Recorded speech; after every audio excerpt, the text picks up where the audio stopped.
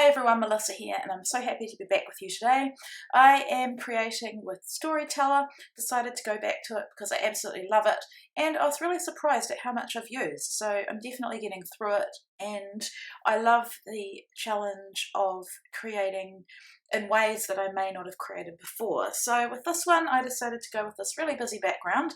It's small repeating pattern of flowers on a white background, and I've got a butterfly cut file from Just Next Studio. I really wanted to feature lots of the pattern papers, and I just felt like backing a cut file, and a geometric pattern is a great way to get lots of different patterns on a page, and it's also really easy to cut or to back.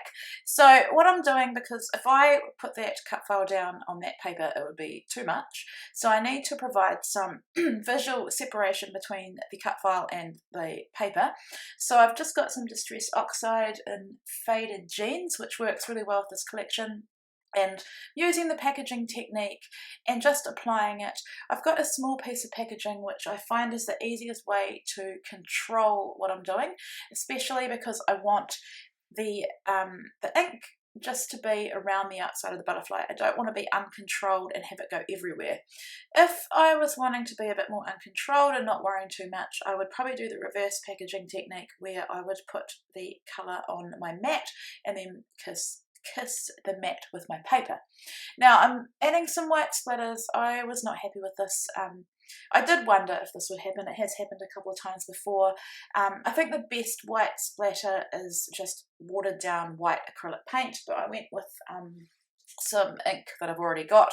And when I dried it off, you can see there, you can hardly see it. So coming back in, excuse me, with some Lindy's Magical,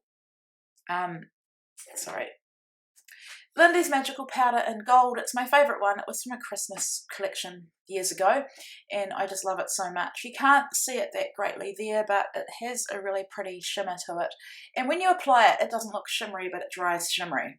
So off camera, I have backed my butterfly with lots of craft foam and a couple of dots. And then I'm just adhering it. So there you can see how I have broken apart. Yeah, I have. I've separated the pattern paper from the butterfly, and it's more easy on the eye. Now, I know this is still is a really busy layout, but I like it. And I've got a photo of Ava. We had Countdown open earlier this year, and we only have one major supermarket here, so it was a big deal to get another one. And if I ask the kids what supermarket they want to go to, the little girls, they choose Countdown because they love the little trolleys. So this is quite a neutral photo. You can see not much colour in there. I think whatever's in the trolley that's yellow is the main colour, and then she's standing in front of the fridges. So I wouldn't put a really busy photo on a really busy background with a really busy cut file, but I think this one works really well.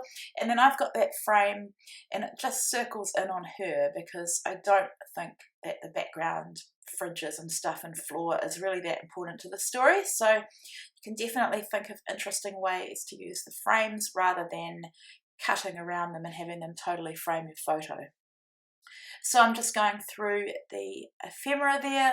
I like to use things up pack by pack. It's kind of how I'm wired. So you'll see the same with the floral ephemera. I don't have much left, but I do have more packs, but I want to get through these first.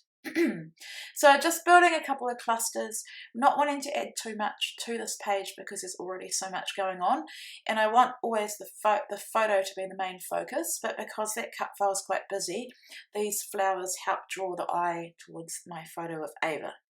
So just finding, I think, 3 places to place florals.